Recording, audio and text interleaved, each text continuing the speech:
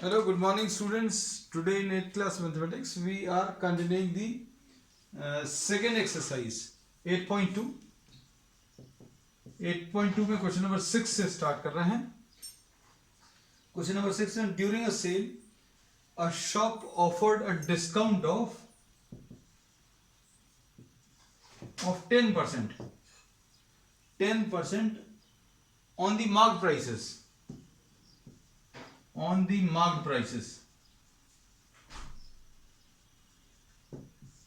है ना.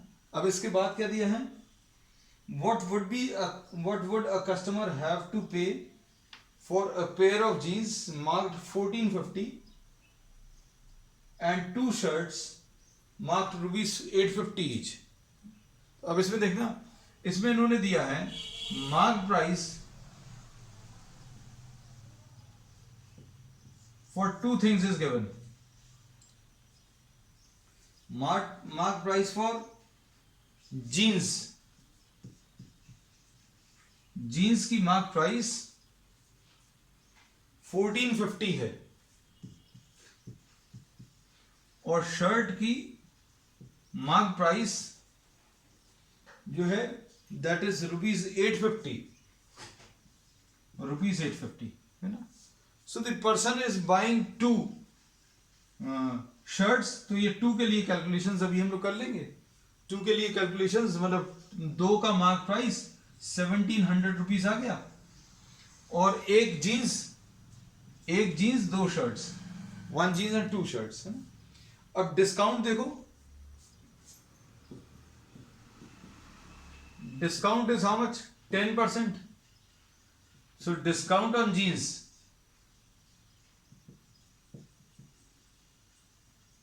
will be 10 by 100 into 1450 है ना. 10% ऑफ द मार्क प्राइस. तो ये कितना आ जाएगा, इसमें ये और ये कैंसिल होगा, ये और ये कैंसिल होगा, तो 145. ठीक. अब इसमें इसके बाद क्या दिया है, so for the jeans he has to pay how much, कितना मार्क किया हुआ था, 1450 मार्क था और 145 का डिस्काउंट है तो 1305 रुपीज. ये this is the amount which is to be paid है ना. फिर शर्ट्स के लिए डिस्काउंट ऑन शर्ट्स ये 10% है. 10 by 100 इंटू वॉट 1700. तो ये एक जीरो कैंसिल होगा, ये जीरो कैंसिल होगा, दो जीरोस कैंसिल होंगे तो डिस्काउंट 170 रुपीज का आ गया.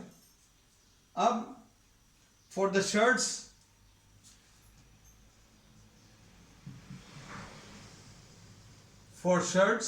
ही पेज हाउ मच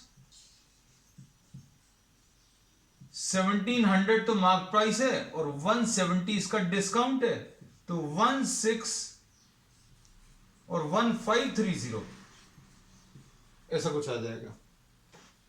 अब टोटल अमाउंट पेड जीन्स के लिए इतना पे करना पड़ेगा. Total amount paid will be 1305 for the jeans and plus 1530 for the shirts. तो ये 5 आ गया, ये 3 आ गया, ये 82835. So the answer to this question will be 2835. अब इसके बाद क्वेश्चन नंबर 6 देख लो. अच्छा, क्वेश्चन 6 हो गया. अब क्वेश्चन नंबर 7.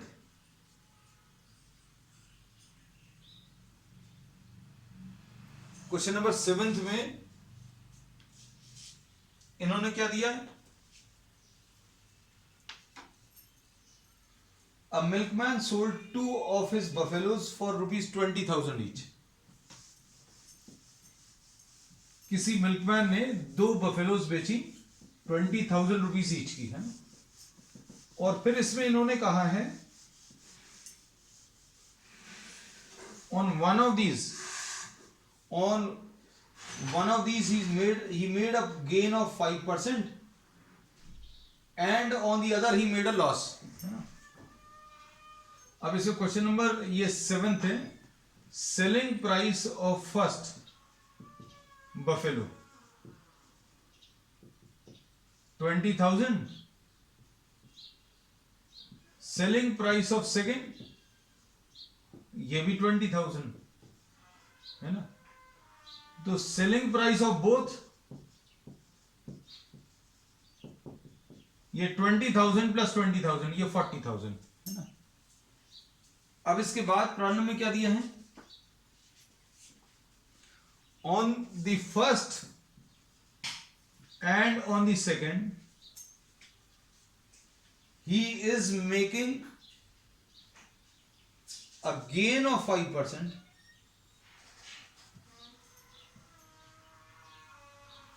gain 5%, इसमें he is making a loss of 10% है ना, ऐसे ही दिया, he makes a loss of 10%। ठीक, अब इसमें क्या कह सकते हैं, suppose the cost price, let the cost price is 100, तो सेलिंग प्राइस बच्चों कितना आ जाएगा इसमें 100 प्लस 5, 105। ये फर्स्ट के कैलकुलेशंस कर रहे हैं अभी हम लोग। तो अब इसमें क्या बोला, सेलिंग प्राइस अगर 105 है, सेलिंग प्राइस अगर 105 है तो कॉस्ट प्राइस 100 रुपीज है। सेलिंग प्राइस अगर 1 रुपीज है तो कॉस्ट प्राइस कैसे मिलेगा, यूनिटरी मेथड में 100 डिवाइडेड बाय 105।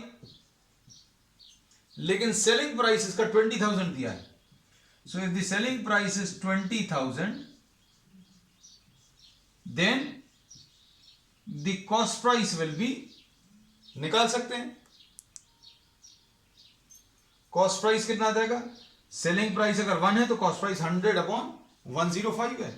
अब सेलिंग प्राइस अगर 20,000 है, सेलिंग प्राइस अगर 20,000 है तो 1 के लिए तो मालूम है कॉस्ट प्राइस, 20,000 के लिए कितना आ जाएगा 100 अपॉन 105 इंटू 20,000, ये कॉस्ट प्राइस आ जाएगा फर्स्ट का। Cost price of the first buffalo will be, cost price of first, ये आ गया। अब इसमें इसको सिंप्लीफाई कर लीजिए बच्चों, ये 521 520 है ना, तो ये कितना आ जाएगा 40, और ये कितने 3 और 2 5 जीरोस 1 2 3 4 एंड 5 अपॉन 21 है ना। तो ये कुछ वैल्यूज सिंप्लीफाई करने पर ऐसी कुछ आ जाएगी 21 1 जा 21, फिर कितना बचेगा 19 है ना, 9 1 जा ठीक 189 हो जाएगा, फिर 1 बचेगा 190, अब ये सॉल्व करने पर 19047 आ रहा है। अब इसके बाद सेकंड पार्ट में सपोज सेकंड बफेलो में लॉस दिया 10%, लॉस 10% है, तो अब हम लोग क्या बोलेंगे, if the cost price is ₹100,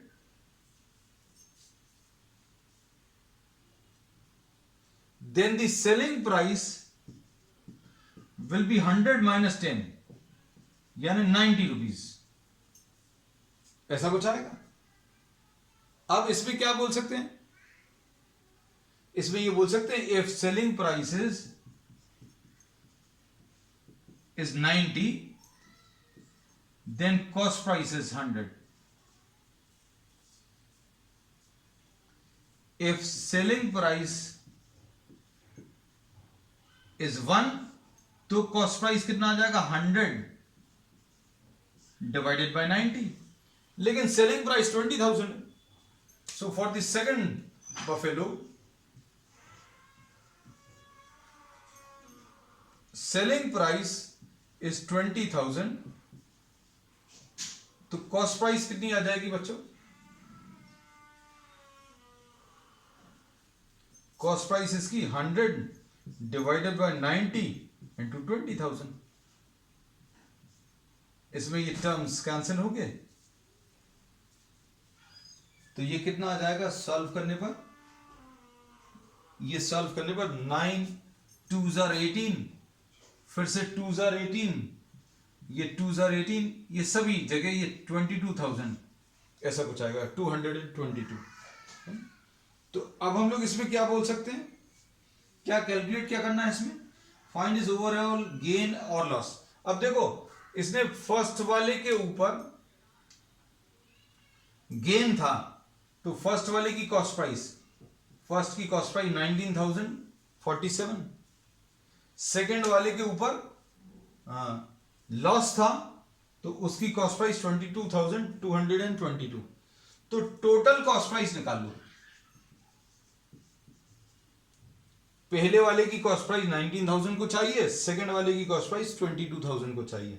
दोनों को आप ऐड कर लो, दोनों का आप ऐड करोगे 919047 और 22222, तो ये ऐड करने पर बच्चों कितना आ रहा? 9,41269 है ना। तो कॉस्ट प्राइस 41269 आया और सेलिंग प्राइस इसका 40,000 आया। ये तो दिया हुआ है प्रॉब्लम में, है ना। 41,000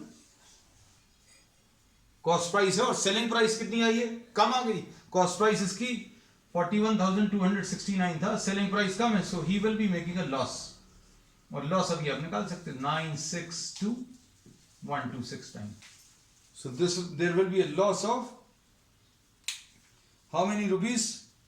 9 आ गया, 6 आ गया, 2 आ गया, 1 आ गया, 1269 है ना। और जो आंसर इसका चेक कर लेना 8.2 एक्सरसाइज में 1269 है। डेसिमल्स में और वैल्यूज है, I have not calculated that part, तो डेसिमल्स की वैल्यूज अभी आप कैलकुलेट कर लेना। 8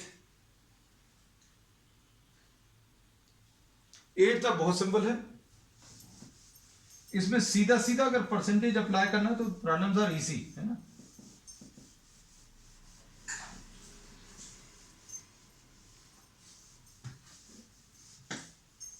एट प्रॉब्लम में क्या दिया हुआ? The price of a TV is 13,000, cost price 13,000,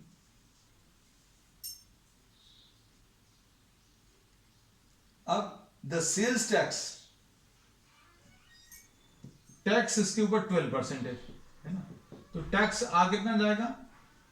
tax अगर आपको निकालना तो 12/100 इंटू 13,000 निकाल लो, ये दो जीरोस कैंसिल हो जाएंगे। 12 इंटू 13 कितना आ जाएगा? 156, तो ये टैक्स आ गया, है ना।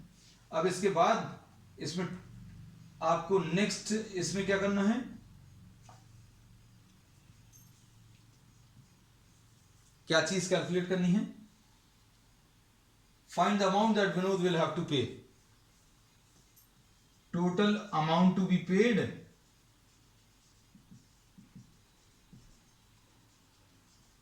यह आ जाएगा 13,000 1560 065 14560 ऐसा कुछ आएगा। तो ये अभी हम लोग बोलेंगे this is the total amount to be paid. अब इसके बाद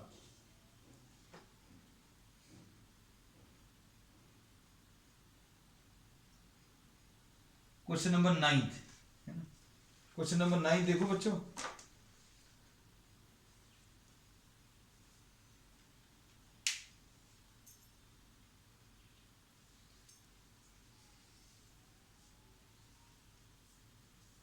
इसमें करने का वो तरीका अभी हम लोग वैसा भी ले सकते हैं, कैसा कि कॉस्ट प्राइस आप 100 ले लो, है ना, टैक्स 12% है ना, तो जो मनी इसको पे करना पड़ेगा, selling price will be what 100 plus 12, 112 है ना।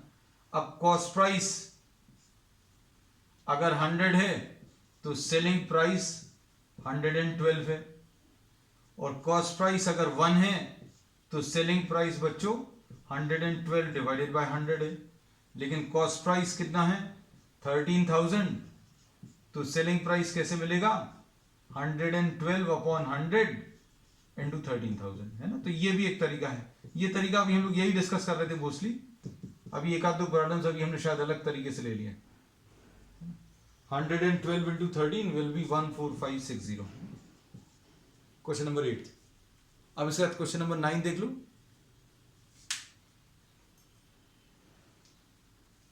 क्वेश्चन नंबर 9 में Arun bought a pair of skates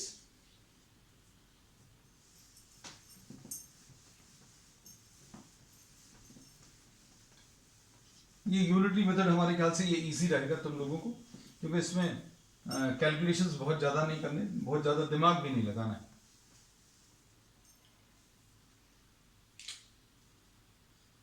question number 9 में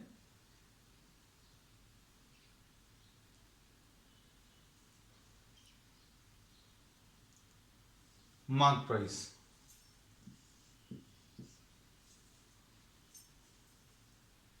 इसमें डिस्काउंट 20% है,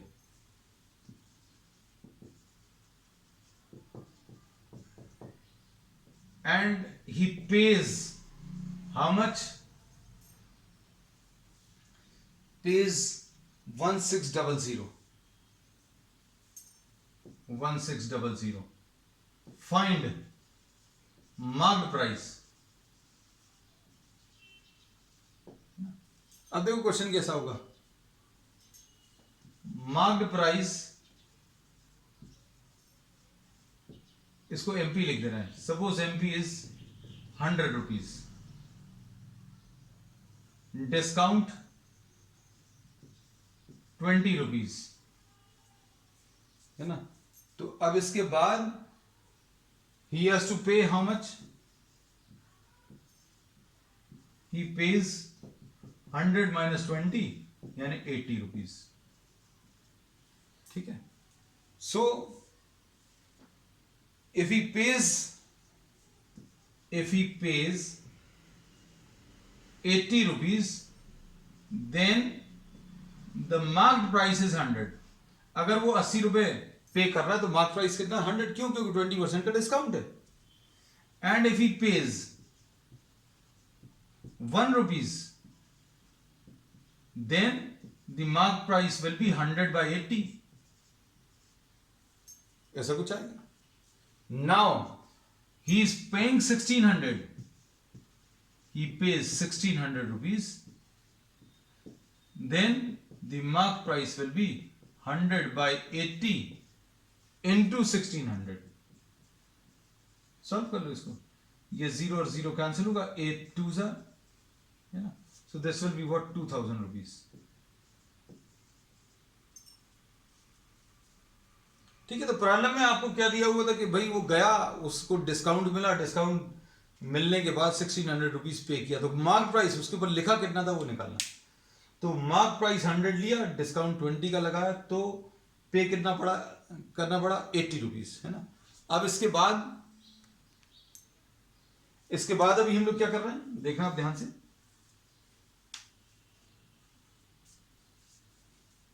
इसके बाद अभी हम लोग कहते हैं 80 रुपीज दिया तो मार्क प्राइस 100 है, 1 रुपीज दिया तो मार्क प्राइस 100 by 80 है, 1600 दिया तो 100 by 80 इंटू 1600 ऐसा कुछ आ जाएगा। सो 2000। लास्ट क्वेश्चन,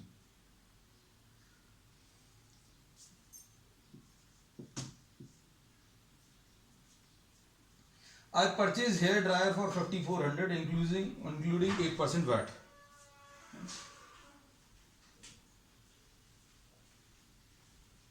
अब इसमें फिर से वैसा ही क्वेश्चन है। इस क्वेश्चन में क्या दिया हुआ है,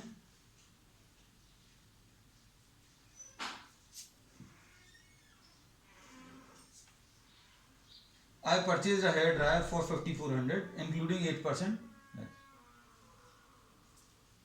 अब जैसे suppose for example price suppose 100 rupees ले लो, वैट कितना है, वैट इसमें 8% है।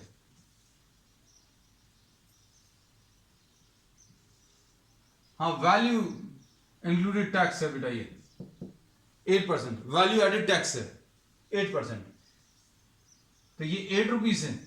तो price after applying the tax ये कितना आ जाएगा, price after applying the tax will be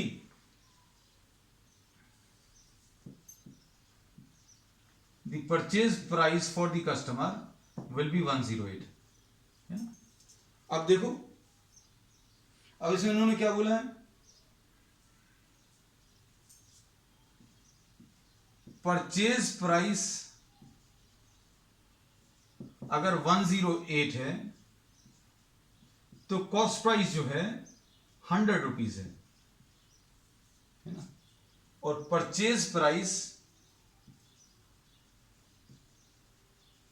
अगर 1 रुपीज है तो कॉस्ट प्राइस बच्चों 100/108,